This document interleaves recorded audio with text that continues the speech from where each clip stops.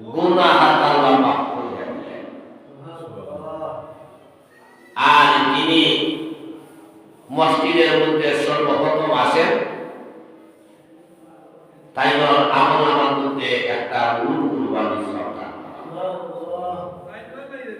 আমরা এই হাদিস সাইজ থেকে নয়, আমরা ছোট তাদের মধ্যে আমরা শুনি আসতেছে, তারপরেও আমরা কি করি,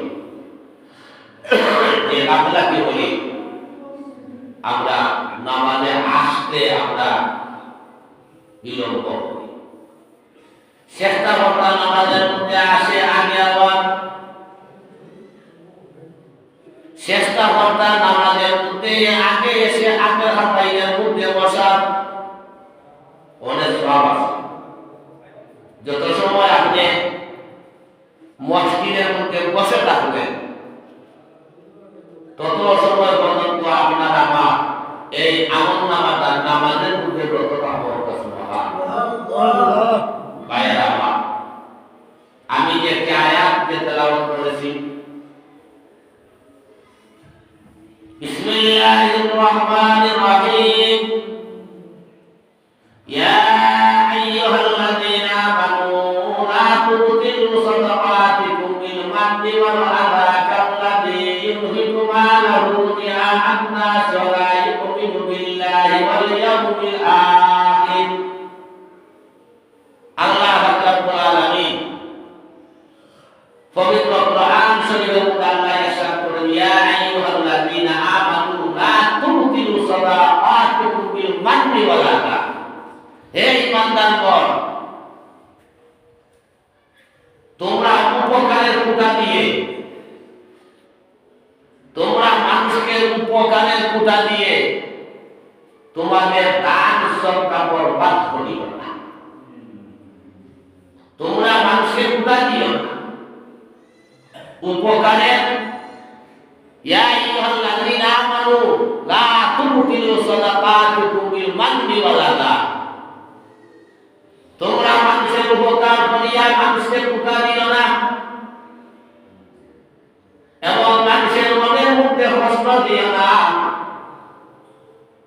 আর কুটা দিয়া তোমাদের দান সদকা এগুলো বরবাদ করিও না। তাহলে আমরা এই আয়াত থেকে আমরা জানলাম, যদি আমরা কোনো মানুষের যদি আমরা উপকার করি আর কুটা দিতাম না, আর কুটা দিয়ে, তাহলে আপনার যে দান সদকা যেগুলো আছে না, এগুলা কি বরবাদ হয়েছে। অনেক মানুষের যে মানে কুটা দিন জানি তোমার আমি ওটা হচ্ছি না, এগুলা আল্লাহ রাব্বুল আলামিন কোরআন শরীফের মধ্যে আল্লাহ দিয়ে মানুষের করছে।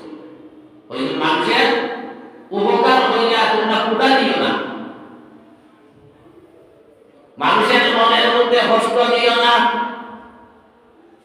যদি তোমরা মানুষের উপকার করে যদি তোমরা কুটা দাও, তাহলে তোমাদের দান সদকা যেগুলো আছে এগুলো বরবাদ হইয়া যাইবে। যেমন অনেক মানুষ আছে মুখ দেখার জন্য দান করে, সে কিন্তু আখিরাতের ভয় করে না, সে দুনিয়ার পাইবার লেগে সে দান পয়দা করে। অনেক মানুষ সে কি করে, লোক দেখাইবার জন্য, মানুষকে দেখাইবার জন্য সে দান সদকা করে, কিন্তু সে আখিরাতে আসলে কিন্তু ভয় করবে না। সে ওই ব্যক্তির মতো যে ব্যক্তি উপকার করে মানুষকে মানে কুটা দেয়। আমার দান সদকা ব্যাপারে হুজুর আকরাম সাল্লাল্লাহু আলাইহি ওয়াসাল্লাম ইরশাদ করেন, যদি কোনো মানুষের যদি দান সদকা যদি করে, তার দুনিয়ার মধ্যে তার 5টা পুরস্কার আছে। দুনিয়া তার 5টা পুরস্কার। আপনি দান করছেন, দান হচ্ছে কি, সবচেয়ে উত্তম দান হচ্ছে মসজিদ বা মাদ্রাসার মধ্যে দান করা, সবচেয়ে উত্তম। গরিব মিসকিনদেরকে দান করতাম, মসজিদ মাদ্রাসার মধ্যে দান করতাম, ইলমে যে আমার তালেবা আছে, যেগুলা ছাত্র যেগুলো আছে, ওরা কি করতে দান করতে দান করলে দুনিয়ার মধ্যে হুজুর সাল্লাল্লাহু আলাইহি ওয়াসাল্লাম বলেন দুনিয়ার মধ্যে যে 5টা পুরস্কার আর পরে তো আছে। ভাইয়া আমার 1 নম্বর পুরস্কার হচ্ছে যে ব্যক্তি দান করবে ওই ব্যক্তির হায়াতের মধ্যে আল্লাহ পাক রব্বুল আলামিন বরকত দান করবে। সুবহানাল্লাহ। যে মান দান করবে বেশি বেশি দান করবে, তাই না? হায়াতের মধ্যে কি আল্লাহ বরকত দেয়। 2 নম্বর হচ্ছে যে দান করবে তাই না রুজি রাজগারের মধ্যে আল্লাহ বরকত দান করবে। 3 নম্বর হচ্ছে যিনি দান করবা পাহাড় সমান যদিও আপনার বিপদ আপদ আসে, তবু আল্লাহ পাক রব্বুল আলামিনের পক্ষ থেকে আল্লাহ পাক রব্বুল আলামিন সেই বিপদ থেকে আপনার উদ্ধার করে দিবে। সুবহানাল্লাহ। দানের যে অত্যন্ত গতি, দান করলে সম্পদ হবে না, দান করলে আল্লাহ সম্পদের মধ্যে বরকত দেয়। এর জন্য আল্লাহ পাক রব্বুল আলামিন কুরআন শরীফের মধ্যে আল্লাহ ইরশাদ করেন, ইয়া আইয়ুহাল্লাযীনা আমানু লা তুবতিলু সাদাকাতিকুম বিল মান্নি ওয়াল আযা। হে ঈমানদারগণ, তোমরা মানুষের উপকার করিলে, দান শ্রদ্ধা করিলে তাহলে তোমরা কুটা দিও না, কুটা দিয়া তোমাদের দান শ্রদ্ধা তোমরা বরবাদ করিও না। অনেক পয়সা দান করুন কইলে আবার কি বলবো যে কুটাও নেই, অনেকে আছে না উপকার করই কইলে আবার কুটাও নেই। এগুলা কি আপনার দান শ্রদ্ধা এগুলো বরবাদ হয়ে গেছে, এগুলা বরবাদ হয়ে গেছে। হুজুর সাল্লাল্লাহু আলাইহি ওয়াসাল্লাম হিজরত করে যেই সময় মদিনা শরীফের মধ্যে আসলেন, তখন মদিনা শরীফের সমস্ত মানুষ হুজুর সাল্লাল্লাহু আলাইহি ওয়াসাল্লামের কাছে সাক্ষাৎ করার জন্য যায় আর হাদিয়া দেয়, কোনো না কোনো একটা জিনিস হাদিয়া দেয়। হযরত আনাস রাদিয়াল্লাহু আনহু থেকে বর্ণিত, হযরত আনাস রাদিয়াল্লাহু আনহু এই সময় ছোট্ট শিশু ছিলেন। হযরত আনাস রাদিয়াল্লাহু আনহু হুজুর সাল্লাল্লাহু আলাইহি ওয়াসাল্লামের খাদেম ছিলেন। ওই আনাস রাদিয়াল্লাহু আনহু বর্ণনা করুন, হুজুর সাল্লাল্লাহু আলাইহি ওয়াসাল্লাম এই সময় হিজরত করে মদিনার মধ্যে আসলেন। মদিনাবাসীরা হুজুর সাল্লাল্লাহু আলাইহি ওয়াসাল্লামের সাথে সাক্ষাৎ করে হাদিয়া দেয়, কিন্তু আমার আম্মা জান হাদিয়া দেওয়ার মতো কোনো জিনিস ছিল না। আমার আম্মা জান হুজুর সাল্লাল্লাহু আলাইহি ওয়াসাল্লামের সামনে গিয়ে বললেন, ইয়া রাসূলুল্লাহ, ইয়া হাবিবাল্লাহ, আমার দেওয়ার মতো কোনো কিছু আমার কাছে নাই। আমার ছোট্ট শিশু আনাসকে আমি আপনার কাছে আল্লাহর হস্তে দান করে দিলাম। আনাস দেওয়ার মতো কিছু নাই, তাই কি বললাম, আনাস রাদিয়াল্লাহু আনহু আল্লাহর হস্তে দান করে দিলে হুজুর সাল্লাল্লাহু আলাইহি ওয়াসাল্লাম বলেন। ভাইরা আমার, তাহলে বেশি বেশি হইয়া দান করতাম, শুক্রবারে দান করতাম। শুক্রবারে দানের মধ্যে অনেক ফজিলত আছে। আমরা এই সময় মসজিদের মধ্যে নামাজ পড়ার জন্য আসি, কমপক্ষে ভকট হইয়া 10টা টাকা নেওয়া নয়। মসজিদের বাসন মধ্যে যদি এই 10টা টাকা কাল হাসরের ময়দানে আমরা বাজাতে উসিলা হইতে পারে, উসিলা হইতে পারে। কিয়ামতের দিন আল্লাহ, কিয়ামতের দিন কি বলবা, উসিলা হই মানুষকে মাফ করিবে। যেমন একটা ছোট্ট হয়ে একটা বর্ণনা বলতেছি, একজন লোক, ওনাকে আল্লাহ ঘোষণা দিবে যে ফেরেশতা যাও জাহান্নামের মধ্যে নিয়ে যাও। তো জাহান্নামের মধ্যে যে সময় ফেরেশতা মধ্যে লইয়া যাওয়া শুরু করবা, ওই ব্যক্তি পিছনে পিছনে দাঁড়াইবা। তো আল্লাহ রাব্বুল আলামিন ফেরেশতা মধ্যে জিজ্ঞাসা করবেন যে ফেরেশতারা আমার বান্দা পিছনে পিছনে তাকায় কি, আমার বান্দা পিছনে পিছনে তাকায় কি? ফেরেশতারা বলবেন যে রব্বুল আলামিন আমরা তো জানি না কেন পিছনে পিছনে তাকায়, আমরা তো জানি না। আল্লাহ রাব্বুল আলামিন ওই বান্দাকে তখন জিজ্ঞাসা করবেন, হে আমার বান্দা তুমি পিছনে পিছনে তাকাও কেন? বলে আল্লাহ তুমি তো রহমান, তুমি তো রহিম, তুমি তো তোমার হাবিবের সাথে তুমি ওয়াদা করেছিলে কাল হাসরের ময়দানে উসিলা করে করে তোমার মায়ের বান্দা হতে তুমি মাফ করে দেবে। আল্লাহ ফেরেশতা মধ্যে বলবেন, ফেরেশতা দেখো তো ওই আমার বান্দা সে এমন কোন নেক কাজ করেনি, কোন দিন সে আলিম উলামা অথবা মসজিদ মাদ্রাসার সাথে সম্পর্ক বা দান করা করেছে। ও ফেরেশতা হতে যে নিরপেক্ষ আল্লাহই হইয়া দেখবা না, এই যে কোনদিন কোন আলিম উলামার লগে সম্পর্ক ছিল না, কোন মসজিদ মাদ্রাসার মধ্যে সম্পর্ক ছিল না। আল্লাহ ফেরেশতাদের মধ্যে ঘোষণা করে দিলেন, হে আমার ফেরেশতা তোমরা দেখো তো ওই ব্যক্তির এমন মানুষের সাথে চলাফেরা ছিল কিনা, বন্ধুত্ব ছিল কিনা, যে তার বন্ধু মসজিদ মাদ্রাসা বা আলিম উলামার সাথে সম্পর্ক ছিল বা মসজিদ মাদ্রাসার মধ্যে দান করছে কিনা। তার কোনো বন্ধু আছে, তার সম্পর্ক আসেনি যে মসজিদ বা মাদ্রাসা বা আলিম উলামার সাথে সম্পর্ক। এমন দেখা যায় যে তুকাইয়া পাওয়া গেছে, ওর একটা বন্ধু ছিল বা ওর একদম সম্পর্ক মানুষের সাথে একটা সম্পর্ক ছিল, সে কি মসজিদের মধ্যে দান করত বা মাদ্রাসার মধ্যে দান করত।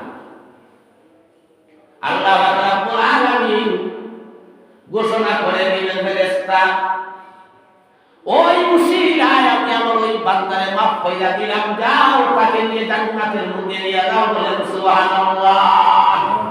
আল্লাহ এই উসিলায় যে মাফ করে দিয়েছে, এর জন্য কি হতা, এই যে মসজিদের মধ্যে মাদ্রাসার মধ্যে বেশি বেশি হইয়া দান করতা, বেশি বেশি হইয়া আল্লাহর রাস্তে দান করতা।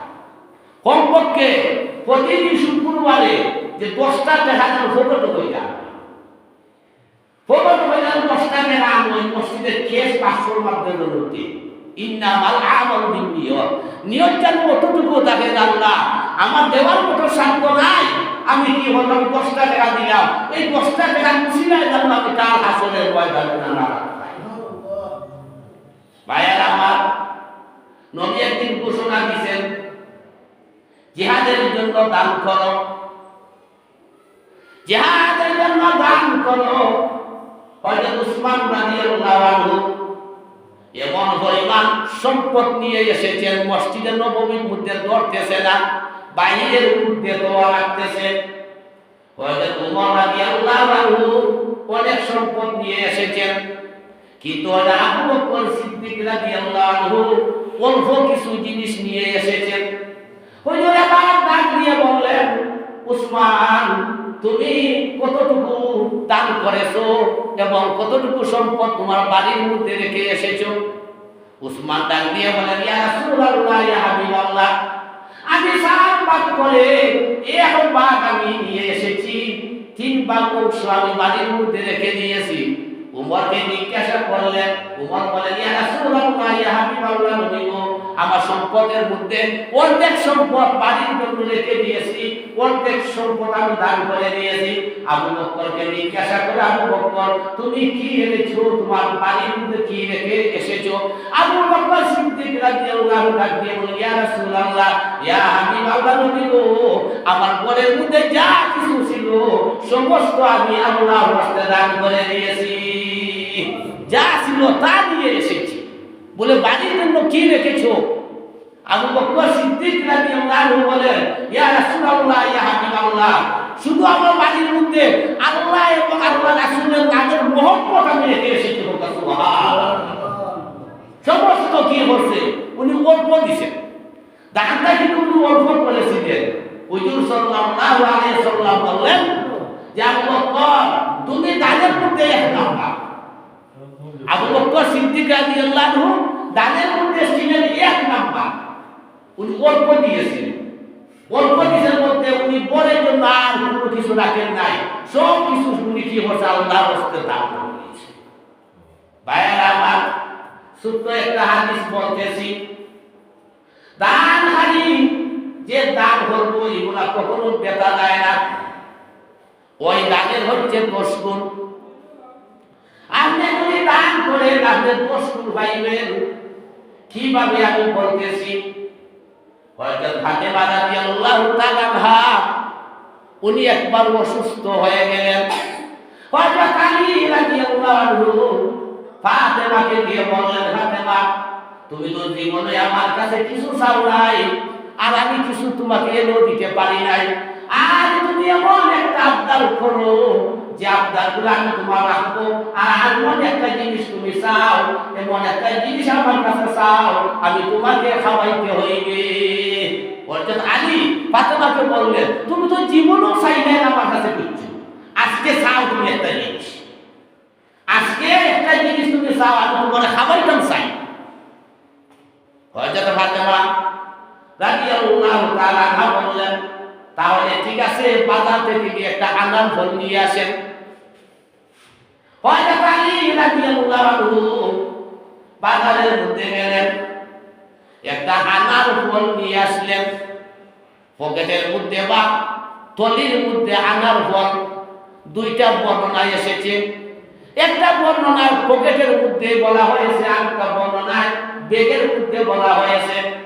উনি বাজার থেকে এসেছেন, আনার ফলটা ওনার পকেটে বা ট্রলার মধ্যে। রাস্তার মধ্যে একজন লোক অসুস্থ সাক্ষাৎ হয়ে গেছে। ওই লোকটা ডাক দিয়ে বলে, আলী ভাই আমার জানে একটা আনার ফল চাইছিল, তুমি যদি আমার আনার ফল খাওয়াই যায় আমি সুস্থ হয়ে যাই। আমার জানে আনার ফল চাইছিল, তুমি যদি খাওয়াই যায় আমি সুস্থ হয়ে গেলাম। আলী রাদিয়াল্লাহু আনহু বলেন যে পকেটের মধ্যে আনার ফল দিতে পারবো কিনা, আমার টলির মধ্যে ফলটা তো আমার তলা বা পকেট ওইটা রাখবো কিনা। উনি মনে মনে ভাবলেন, ঠিক আছে উনারা আধা খাবাই না, আধা নিয়ে যাই নিতে পারি। ও আলী রাদিয়াল্লাহু আনহু কি যে আনার ফল যেটা ডালিম, আনার ফল মানে যে আমার ডালিমে বলা হয় যে আনার ফল, ওই উনি কি বললেন আধা খাবাইলেন। খাবানি হলে ওই লোকটা হয় আলী আধা খাইয়া তো মোটামুটি সুস্থ হয়েছি, যদি পুরা খাবাই এটা সারা আমার শরীরটা সুস্থ হয়ে গেল। আলী রাদিয়াল্লাহু আনহু দিয়ে দিলেন নাস্তা। বাড়ির মধ্যে গেছেন, দরজার ভিতরে ঢুকতেছেন না। জীবনে স্ত্রী কোনো কিছু চাই নাই, আজকে চাইল আনার ফল নিয়ে আসলাম, আবার দান করে দিলাম। এখন স্ত্রীর কাছে গিয়ে কি জবাব দিব? ভাইয়েরা আমার, মা ফাতেমা রাদিয়াল্লাহু তাআলা আনহা চেহারার দিকে চেয়ে বুঝে নিয়েছেন হযরত আলী যে পর্দা এনেছিলেন এই পর্দা তো দান করে দিয়েছেন। ফাতেমা ডাক দিয়ে বলেন, স্বামী আপনার চেহারার দিকে তাকাইয়া অনুমান করতেছি আপনি যে ফলটা এনেছিলেন এই ফলটা তুমি আল্লাহর রাস্তায় দান করে দিয়েছো। যদি তুমি আল্লাহর রাস্তায় দান করে খুশি হয়ে যাও, আমি ফাতেমাও তোমার ঘটে খুশি হয়ে গেছি। তুমি যদি খুশি হয়ে যাও। ঘরের মধ্যে স্বামী স্ত্রী আলাপ আলোচনা করতেছেন, হঠাৎ করে সালমান ফারসি রাদিয়াল্লাহু আনহু দরজার মধ্যে ডাকতেছেন, আলী আলী ভাই আলী তাড়াতাড়ি দরজা খুলো, তাড়াতাড়ি দরজা খুলো। আলী রাদিয়াল্লাহু আনহু দরজা খুলে দেখে হযরত সালমান ফারসি রাদিয়াল্লাহু আনহু মাথার মধ্যে একটা টুকরি, আর টুকরির মধ্যে অনেক আনার ফল। জিজ্ঞাসা করলেন আলী, ও ভাই সালমান ফারসি তোমার মাথার মধ্যে এত আনার ফল কোথা হইতে আসলো? হযরত সালমান ফারসি রাদিয়াল্লাহু আনহু বলেন, হুজুর সাল্লাল্লাহু আলাইহি সাল্লাম তোমার কাছে নিয়ে আসতে বলেছেন। হুজুর সাল্লাল্লাহু আলাইহি সাল্লাম তোমার কাছে নিয়ে আসতে বলেছেন। বলে টুকরিটা নামাও। উনি টুকরিটা নামাইলেন। আলী রাদিয়াল্লাহু আনহু আনার ফল বলতেছেন এক এক করে 9টা ফল। তখন আলী বলেন, না না, এটা আমার জন্য নয়, হুজুর হয়তো অন্য কাউকে নিয়ে দিতে বলছেন। বলে, কেন? তোমার কথা তো বলেছেন, তোমার কাছে নিয়ে আসার জন্য তো বলেছেন। হযরত আলী রাদিয়াল্লাহু আনহু বলেন, না না না, আমার জন্য নয়। যদি আমার জন্য যদি রাসূল পাঠাইতেন তাহলে 10টা ফল হইতো, 9টা কেন? হযরত সালমান ফারসি রাদিয়াল্লাহু আনহু তখন পকেট থেকে 8টা ফল বের করে দিয়ে বলেন, ভাই আলী, আমি তোমাকে পরীক্ষা করেছিলাম, আমি তোমাকে পরীক্ষা করেছিলাম, আমি তোমাকে পরীক্ষা করেছিলাম, তুমি আজ খুব ভালো কাজ করেছো। আলী বলে, আমি একটা ফল আজকে আল্লাহর রাস্তায় দান করেছি, 9টা তো আসার কথা নয়, 10টা। হয়তো সালমান ফারসি রাদিয়াল্লাহু আনহু 10টা ফল বের করে দিলেন। 10টা একের 10 দুনিয়ার মধ্যে আল্লাহ কি বলে, এটা ফল দিয়া দিলেন। দুনিয়ার মধ্যে মানুষে পাইলায়। একদিন হযরত ফাতেমা রাদিয়াল্লাহু তাআলা আনহা ঘরের মধ্যে কোনো কিছু হাবাব নাই, হুজুর আকরাম সাল্লাল্লাহু আলাইহি ওয়াসাল্লামের কাছে গেছেন, গিয়া বলছেন, বলা লাগছে না, হুজুর সাল্লাল্লাহু আলাইহি ওয়াসাল্লাম চেহারা দেখে দরজা খুলে দিয়েছেন। ফাতেমা বলতেছে যে ইয়া রাসূলুল্লাহ, বাবা আমার বড় তো কোনো কিছু খাওয়ার মতো নাই। ভাইরা আমার, হাদিস শরীফের মধ্যে এসেছে, হুজুর বলে, ফাতেমা আমার 5টা বকরি আছে, 5টা দোয়া আছে, তোমার জন্য 5টা বকরি আছে আর 5টা দোয়া আছে, এখন তুমি বলো কোনটা নিবা? ফাতেমা রাদিয়াল্লাহু তাআলা আনহা বলেন, ইয়া রাসূলুল্লাহ, নবী গো, আমি বকরি চাই না, আমি শুধু আপনার দোয়া চাই। বলেন সুবহানাল্লাহ, আমি শুধু দোয়া চাই, আমি বকরি চাই না, আমি কি দোয়া চাই। এই দোয়াটা কি? ইয়া ইলাহি আউয়ালিন ওয়া আখিরিন, ইয়া রাহমানুদ দুনিয়া ওয়াল আখিরা, ইয়া রাব্বি আল্লাহ, ইয়া রাব্বি আল্লাহ, ইয়া রাব্বি আল্লাহ। এই দোয়াটা আমি চাই। ওটা ফাতেমা এই দোয়াটা বেশি বেশি করে করবা। ওইটা আমি বকরি চাই না, আমি কি চাই? যে আমি দোয়া চাই। ভাইরা আমার, এর জন্য আল্লাহ রাব্বুল আলামিন কুরআন শরীফের মধ্যে আল্লাহ ইরশাদ করেন, ইয়া আইয়ুহাল্লাযীনা আমানু, ইয়া আইয়ুহাল্লাযীনা আমানু লা তুবতিলু সাদাকাতিকুম বিল মান্নি ওয়াল আযা কাল্লাযী ইউনফিকু মালাহু রিআ'আন নাস লা ইউমিনু বিল্লাহি ওয়াল ইয়াউমিল আখির।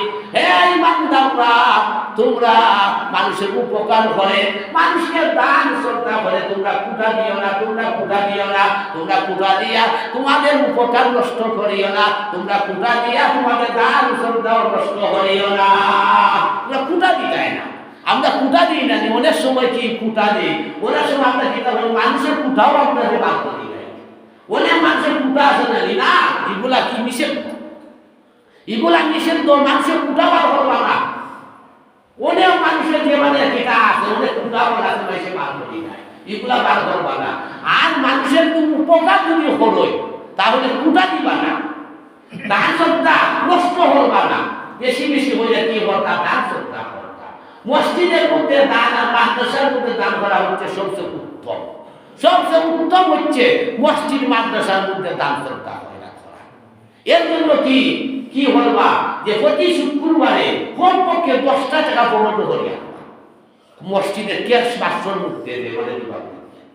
এই 10 টাকায় আপনার মসজিদের কোনো হার হইল না, এটা ফায়দা আপনার, এটা কি ফায়দা, কিন্তু এটা আপনার, আপনি আল্লাহর রাস্তে 10টা টাকা আপনাদের ভাইয়ারা আমার, এই 10 টাকার উসিলায় আপনি যে 10টা টাকা আপনি মসজিদের মধ্যে দান করছেন, এই দানগুলো শেষ হয় না। এই দানগুলো আল্লাহ বীজের মতো কি করে রেখে দেন। যেমন আমরা ক্ষেত করছি, আমরা মাস ক্ষেত করেছি, আমরা ক্ষেত করে কি করছি, দান শুকিয়ে বস্তা ভর্তি করে আমরা রেখে দিয়েছি। আপনি আমি যেই সময় দান করি, এইগুলো আল্লাহ গুদাম সাজাইয়া রেখে দেন। এগুলো আল্লাহ যে আমরা কি দেয়, এগুলো অনেক ফায়দা আছে, অনেক অনেক ফায়দা আছে। ছোট্ট একটা কাহিনী হইলে, ছোট্ট একটা কাহিনী, একটা কিচ্ছার মতন কি, এক ব্যক্তি একবারে গরিব, অসহায়, একবারে গরিব, সে কি করে বাদশার বাড়ির মধ্যে সে জাল ঘুষা দেয়। বাদশার ঘোষণা একদিন করছে যে কবরের যে আযাব দিয়ে খিলা যদি কেউ আগে দেখতো দেখতে হইতো না, বা একটা লাইট যদি কেউ কবরের মধ্যে থাকিয়া যদি আইয়া হইতো যে কবরের অবস্থাটা কিটা, কতটুকু অন্ধকার, যদি কেউ একটা দিন হইতো, তাহলে কি বললাম যে তাদের অনেক স্বর্ণ মুদ্রা আমি যে মানে দান করলাম। ওই মুদ্রা ছিল বৃদ্ধ, আমার আছে পিতা দায়িত্ব পিতা বলছে যাই মুখে আমি দায়িত্ব লাগে হইব, আমার আছে পিতা দায়িত্ব পিতা বাড়ির মধ্যে গেছে সিগিরে গিয়ে সারা জীবনে তো বাচ্চার উঠান দান উঠলাম আর বুঝলাম বাচ্চায় ঘোষণা দিছে যদি কবরের মধ্যে এখানে কেন যাইতে পারি তাহলে অনেক স্বর্ণ মুদ্রা পাই। দেখতে পাই আমার এটা ভাবলে কয়বর গেলে তুমি যাই বলে দূর আর বাড়তে মানবই যে সবটা না হতে গেছো একবার আমি বুড়া বেটা কিনলে টাকা না টাকা তো ভালো ব্যক্তি আমার দুবো সামনে তো ভালো না, যদি বাচ্চা আগে তো অনেক টাকা পাইব, আচ্ছা ঠিক আছে এতে যাও কি ও কিনা হলো ব্যক্তি একটা রুটি পেটালে খাবাইল, আটটা রুটি দিল বুঝতে দেওয়া হইল, পেটো তো মুখ লাগবো, তুমি তো জিতা বই বড় আমাই না, তুমি তার মুর্দা না খাওয়া তো লাগবো না নি, একটা রুটি ঘরের মধ্যে বইয়া বইয়া খাই। ভাইয়ার আমার ওই লোকটা বাসার বাড়ি দিকে যাইতেছে, পথের মধ্যে একটা ছোট্ট একটা খাল আছে বা একটা গাং আছে, সে গাংটা ফাড়ি দিয়ে এসে দিকে চায়, একটা সিল এসে চাপটা মেরে তার হাতের গুটিগুলা নিয়ে গেছে, ওই সিলটা চাপটা দিয়ে তার হাতের গুটিটা নিয়ে গেছে। ওই লোকটাকে কবরের মধ্যে যে সময় রাখা হইল, তখন দেখা যায় চতুর্দিক থেকে মাটি, কবরের মাটি সাফা দিকে আসতেছে। অনেক বর্ণনায় আছে অনেক দূর থেকে মাটিগুলো সাফা দেয়। সে ভয়ে এমন একটা চিৎকার দিছে, চিৎকার দিয়ে বলতেছে আল্লাহ জীবন আর লোভ করব না, যদি তুমি আমাদের বাঁচাও তোমার নাম আর কোনোদিন ছাড়বো না, ভুলবো না, সব সময় ইবাদত করবো, তুমি আমাকে বাঁচাও। হঠাৎ করে ছেড়ে দেখে তার বুকের উপরে ওই যে সিল, যে সিলটার গুটি তার হাত থেকে নিয়ে গিয়েছিল, ওই সিলটা দুইটা টানা দিয়ে শক্ত করে মাটিকে ধরে রেখেছে। ওই লোকটা ডাক দিয়ে বলে তুমি কে? ওই সিলটার জবানগুলো খুলে গেছে আল্লাহর হুকুমে।